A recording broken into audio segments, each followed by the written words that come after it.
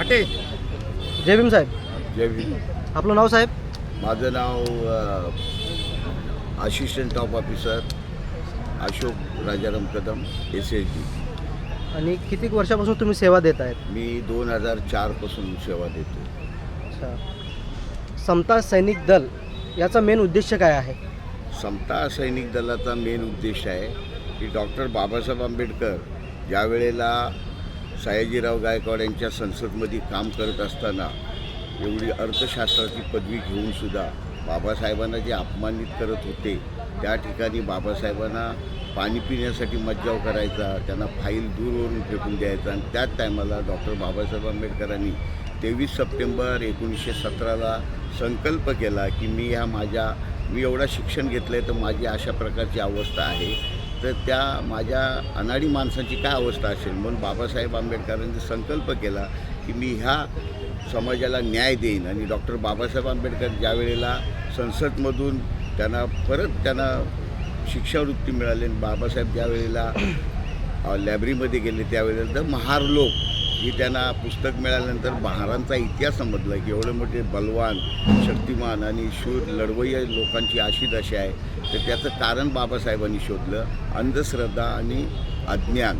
आणि डॉक्टर बाबासाहेब आंबेडकरांनी हा संकल्प केला आणि बाबासाहेब आंबेडकरांनी 1 जानेवारी 1927ला आपल्या पूर्वजांना भीमा कोरेगाव या ठिकाणी 500 महारांना वंदन करून बाबासाहेब आंबेडकरांनी पुढची वाटचाल चालू केली आणि तिथे डिक्लेअर केलं की मी 19 आणि 20 मार्च या ठिकाणी महाड चौदार तळ्याचा सत्याग्रह करणार आहे. माणसं 2-4 दिवस आपल्या त्यावेळेला गाडी घोडं नसताना माणसं पायी चालत ह्या ठिकाणी पोचले. बाबासाहेब आंबेडकर बोटीने ह्या नदीमधून या ठिकाणी आले आणि डॉक्टर बाबासाहेब आंबेडकरांनी ह्या ठिकाणी ज्या वेळेला आल्यानंतर ज्यावेळेला 19 मार्च 1927ला ह्या ठिकाणी आल्यानंतर बाबासाहेब आंबेडकरांना आपल्या आलेल्या अनुयायाला ह्या ठिकाणी मारण्यात आले. ह्या ठिकाणी चित्रे, टिपणी, शस्त्रबुद्धे अशा ब्राह्मण लोकांना घेऊन जे ब्राह्मणवादी नव्हते अशांना बाबासाहेबांचं सहकार्य मिळालं.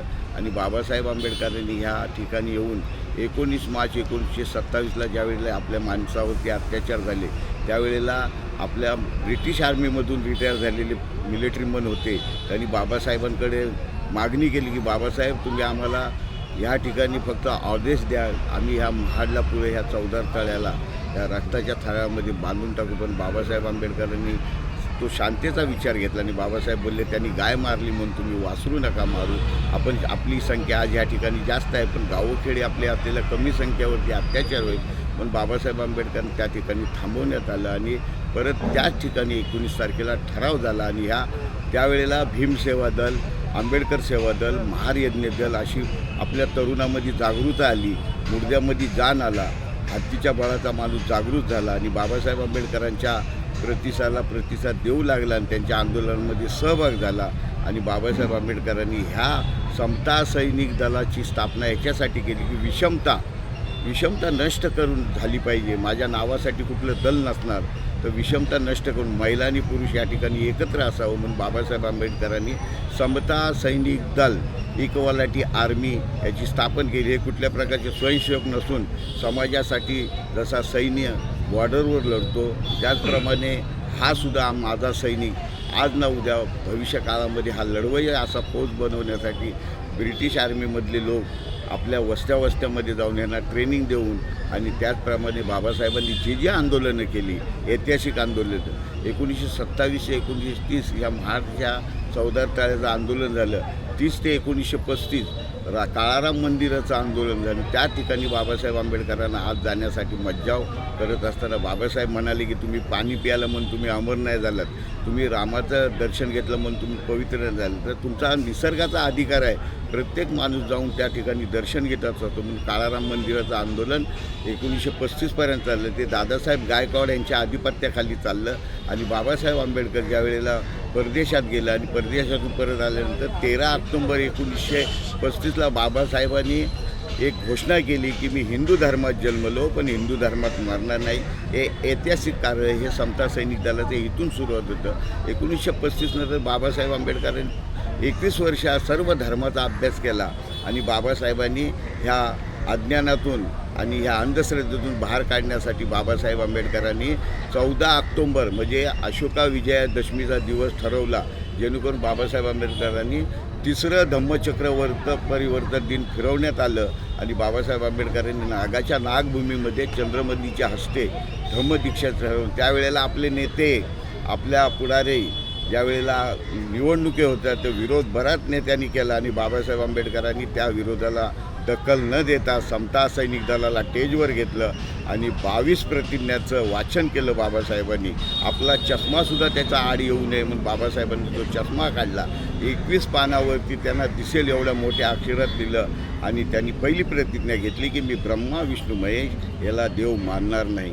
आणि हिंदू धर्मातील जे असलेल्या देवदेवता नकारात्मक प्रतिज्ञा घेतली आणि आपल्या समाजाला 19वी प्रतिज्ञा दिली की मी दारू पिणार नाही आणि मी माझा नवा जन्म होत आहे आणि माझा ह्या मनुष्य मात्राला नीच मानणार आहे. हिंदू धर्माचा मी त्याग करतो आणि बौद्ध धर्माचा स्वीकार करतो.